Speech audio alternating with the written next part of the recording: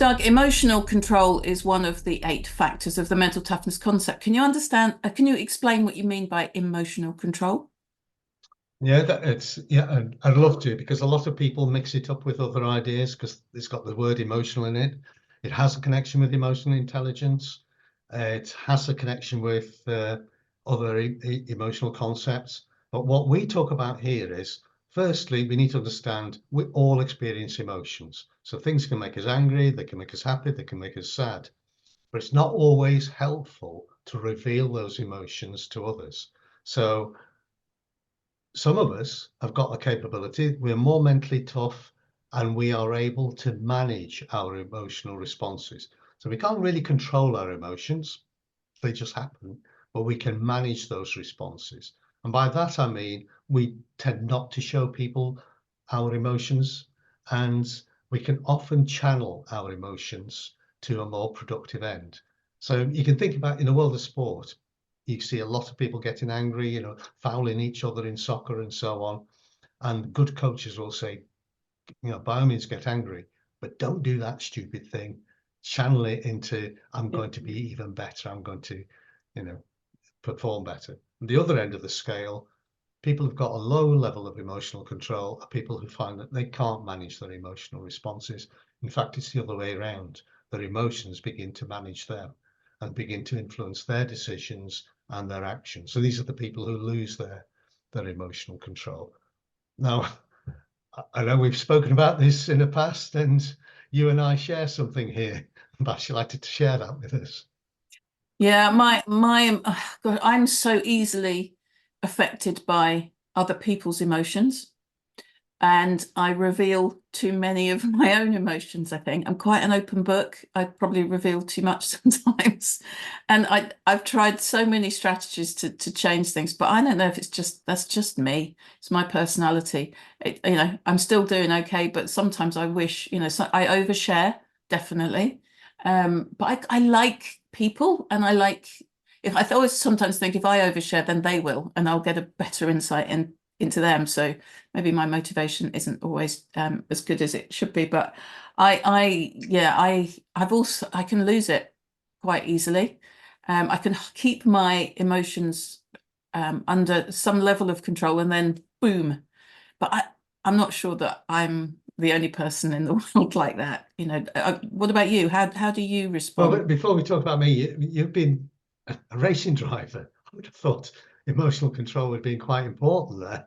Yeah, and it's so true. And sometimes, most of the time, I managed my emotions really well in the car because the consequences of not doing that are so scary that it was really good practice for me, sort of forced me to manage my emotions. But there was one instance I remember where I really did manage my emotions really well. And only one person in the world crashes going uphill, Doug, and that's me. Um, I went around a corner going uphill in a forest, and the car just slid over the edge of the cliff, and we were literally hanging over the edge of a cliff. And this was a point in which you can lose it, but I did the absolute opposite. I think the severity of, if the car had tipped, we'd have had a 300-foot drop. This is when you have that moment, I guess, where everything goes very calm.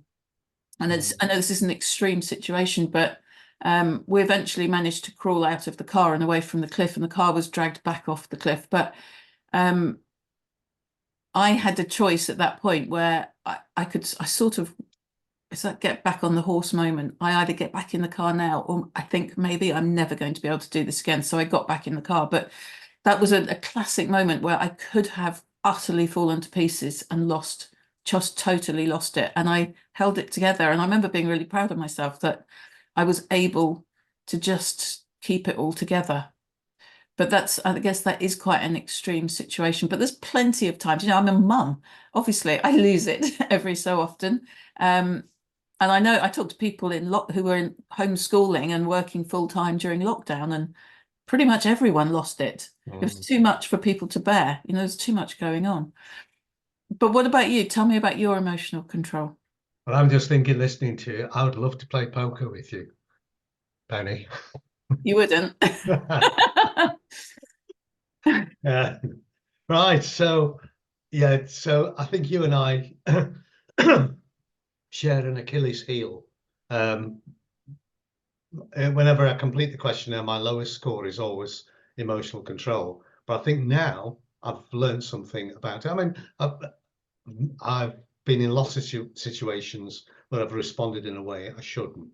I think it's much less so these days. And the kind of a moment that really crystallized it for me was I accepted a dare to climb the north face of Tryfan about 20 years ago. Now, to be honest, I didn't know what Tryfan was. I just knew it was a famous mountain in North Wales and it was a difficult mountain. I now know it's what they call a class 3 scramble, which means you should go up it with ropes and other people. But I went up without ropes with this guy who dared me. And so I went and we parked at the bottom. We went up and I don't know, maybe 1,000 feet up. We came across what they call a chimney, which is like a crack in the rock and you have to somehow get up. But as you're going up, on the left-hand side, looking down, literally 1,000-foot drop. And I looked down and cars were like little dinky toys. People were like little ants. And by the time I got out, because it was quite a hard thing to do, especially for a novice like me, I was shaking, I was trembling. You know, my emotions are, and I can remember turning to Mike and saying, right, I think I've had enough. I need to go back. And Mike said, well, actually, you can't. It's more dangerous to go back now than it is to carry on going. And that's because your head is at the top end of your body and you can see where to hold and stuff like that. If it was in your feet, you could go back down, but you can't see where to put your feet. Yeah.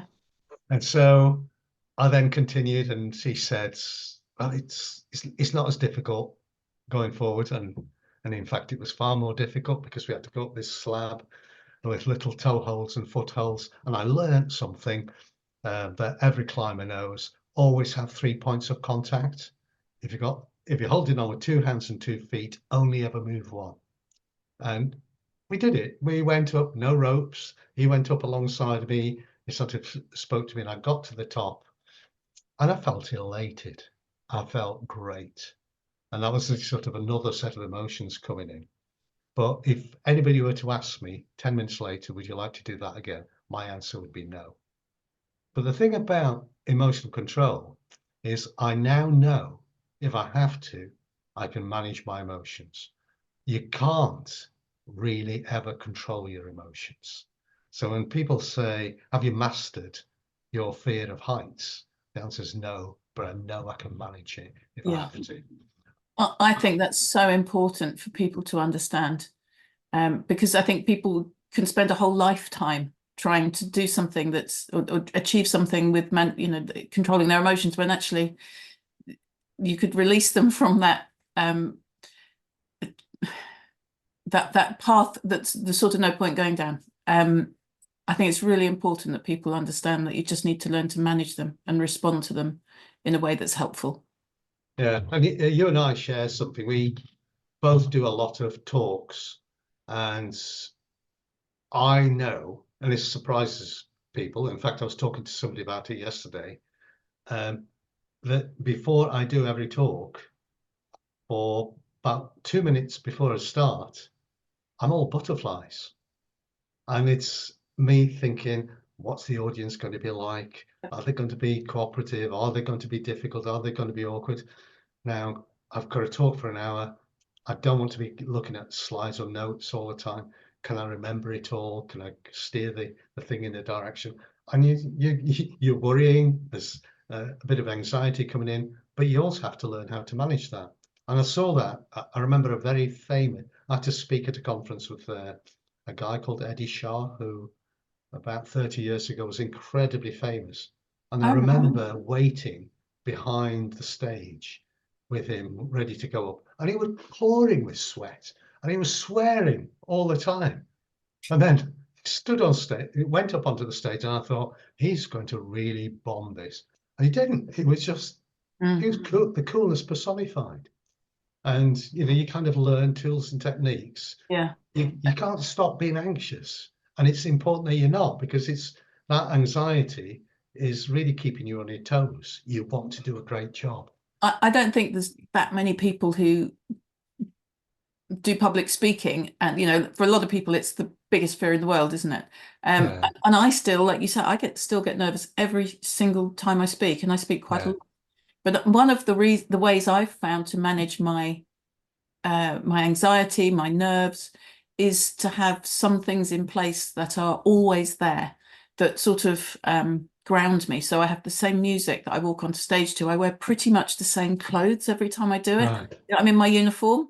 I mean, so I just sort of control certain bits that I can almost sort of lean on when I'm feeling really nervous, because those nerves don't seem to go away, which is quite nice. I'm happy with that, because I use them for performance. It's not too much that I sort of drown in the emotion, but I use it sort of to enhance my performance, I suppose. But yeah, I found a good way to manage it is to just have certain things that are always the same. So I associate that music, those clothes, with a good performance, and that really helps me.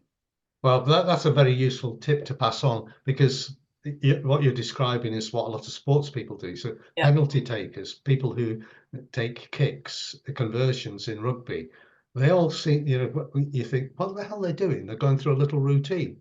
Mhm. Why are they skipping? Why are they doing this? Why are they holding hands together like this? And that's about making sure you're bringing yourself under control. Yeah, perfect. Yeah. So, like you said, we both speak at events. I do it quite a lot. You travel all over the world doing it, but you also have the mental toughness questionnaire, which I know you're very keen for people to engage with and to use to see how they could start to develop their mental toughness.